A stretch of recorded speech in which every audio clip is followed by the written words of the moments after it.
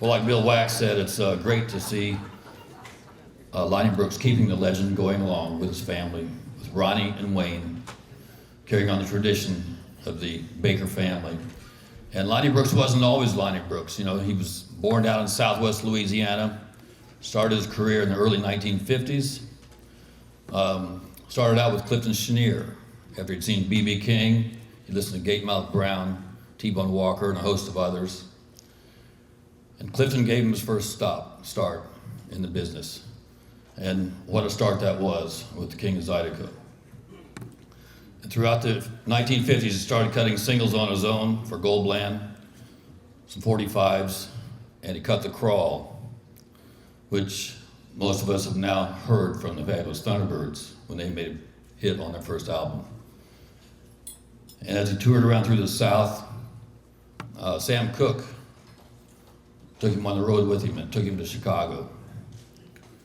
And there Lonnie became Guitar Junior #2. There was a Guitar Junior already there. So he did a lot of session work with Jimmy Reed, live at Carnegie Hall, that wasn't even recorded live at Carnegie Hall.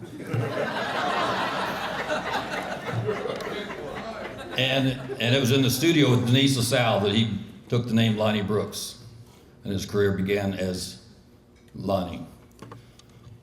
And in the late 1970s, Bruce Iglauer at Alligator signed him to his label, and Lonnie hit the circuit. Came through Kansas City playing the Grand Emporium twice, 3 times a year. And by the late 1980s, he had his sons out on the road with him, Ronnie and Wayne. He's also the only artist, I believe, that's ever played Hee Haw and Soul Train.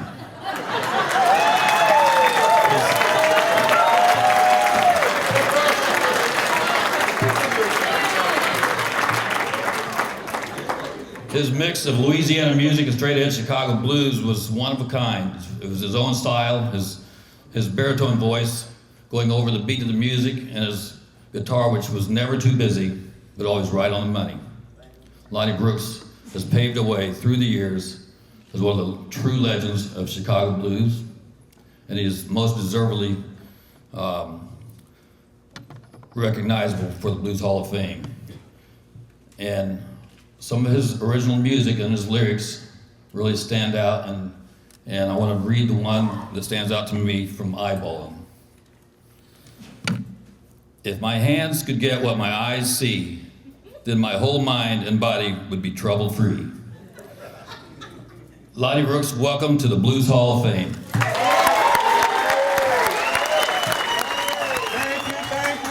you.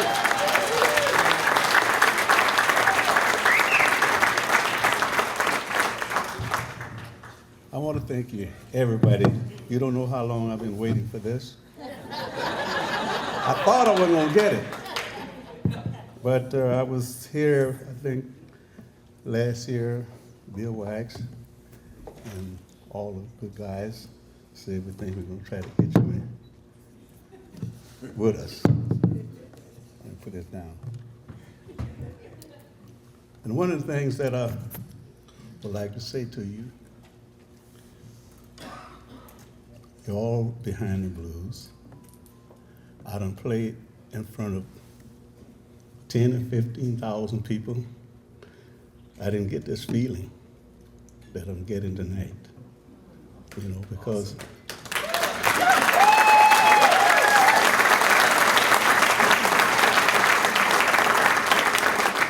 I'm not saying that I played Chicago, I think it had 250,000 people. I wouldn't say they was there for me, but they heard me. And that, you know, I didn't get this blues feeling that people like what I'm doing until I come here. You know, I know I've been all over the world playing, and one of the guys in the house, I'd like to thank him for changing me around, because I didn't know where to go.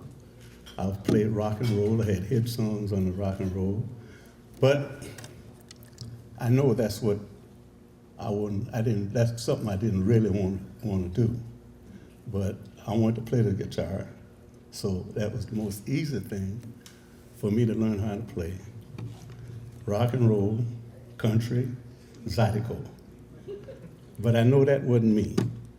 And so I saw some of the blues people from Chicago, and I started hearing a lot of things about Chicago blues. I'm out of yelp.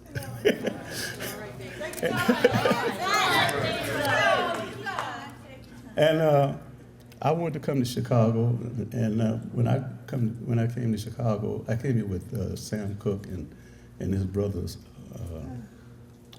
What his name is? His brother name? LC. Thank you. I'm forgetting things because I'm in front of the blues lovers.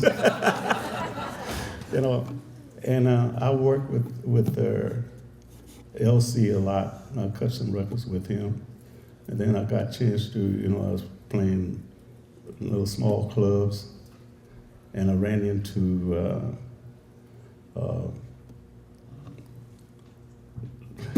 boy, I can't. Sorry, I think I need a drink of water.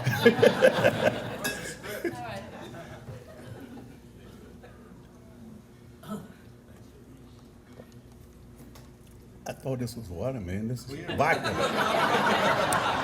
You know what I like, don't you, right?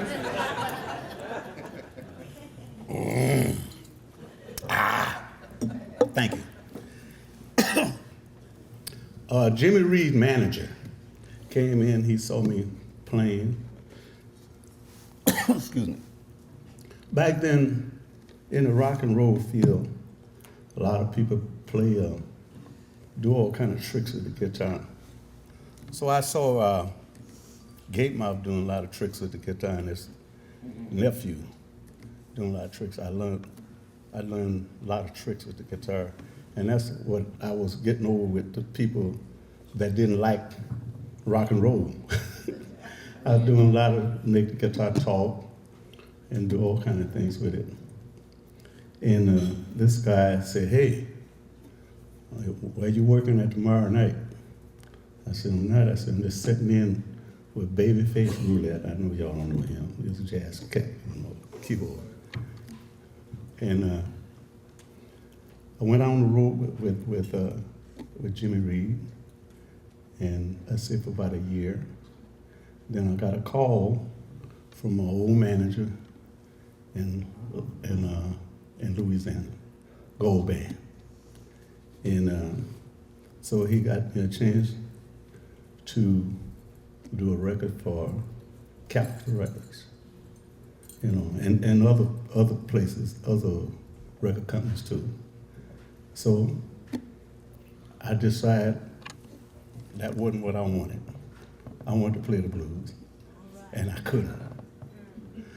So I kept going out. With in the nightclubs, and I saw Magic Sam. And he was friendly. He was real friendly, I guess, because because Otis Rush wouldn't talk to me. So I followed him. I followed him a lot. So this happened that, and I'm watching his fingers or everything. I'm listening to him, and I couldn't do. I go home. I couldn't do it. I couldn't make them strings sound like his string, but I could play the hell out of rock and roll. And so him and his girlfriend got mad and argued, and he got a pint of whiskey and he turned it up. And he got serious, went on the stage and played by himself. And I watched him. I remember the licks. I went down in the basement and I played exactly like what he did.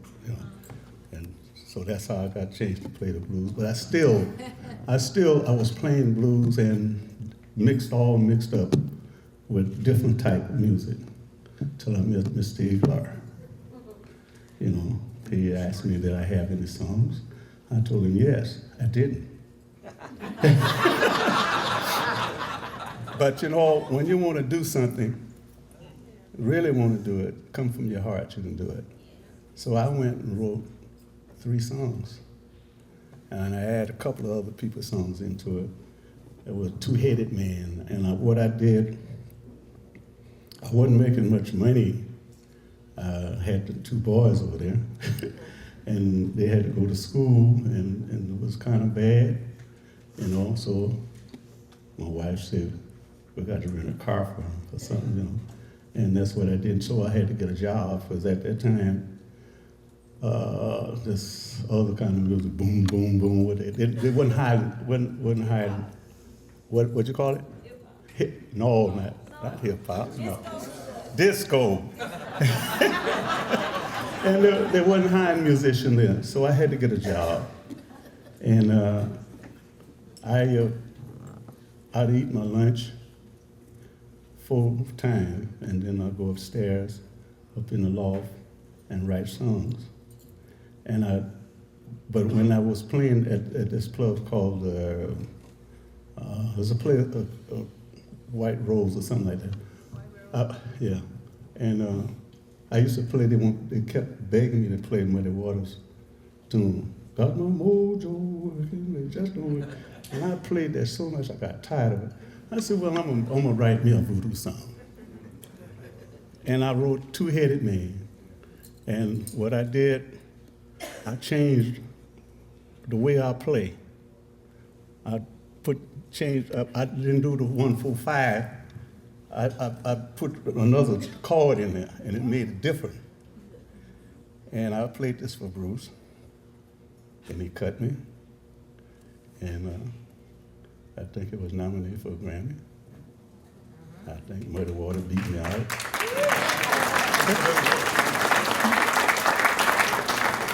And then after that, you know, he said, we need another voodoo song. I wrote him another one, but I forgot what the name of Bruce. Voodoo Daddy. I did that, and that record went pretty good for me. Then I just kept on. I think he changed my whole mind of trying to be a rock and roll star, because I was looking at how old I was, you know, and usually rock and roll stars was young people. But that's what he was telling me. Hell, I was young. I believe him.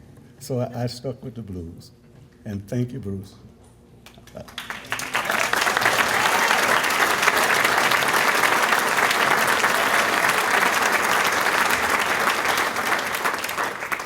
Now, you know, I love the blues. I can play it. And I'm trying to take it somewhere else. You know, because that's what happened when everything that went down, people not loving the blues like they used to. There got to be somebody come along with something different. And I'm that kind of man. I'm different with everything. A lot of times, I'm so different, a lot of people say, But, you know, I could play all the Muddy Waters, anybody music, I can play all of it. But you have to be different. I never tried to play like anybody else. I tried to play like myself, and I stay with it until I get it. Like me, not nobody else. Maybe y'all might listen to my record and say, you're lying. But I know you heard my record.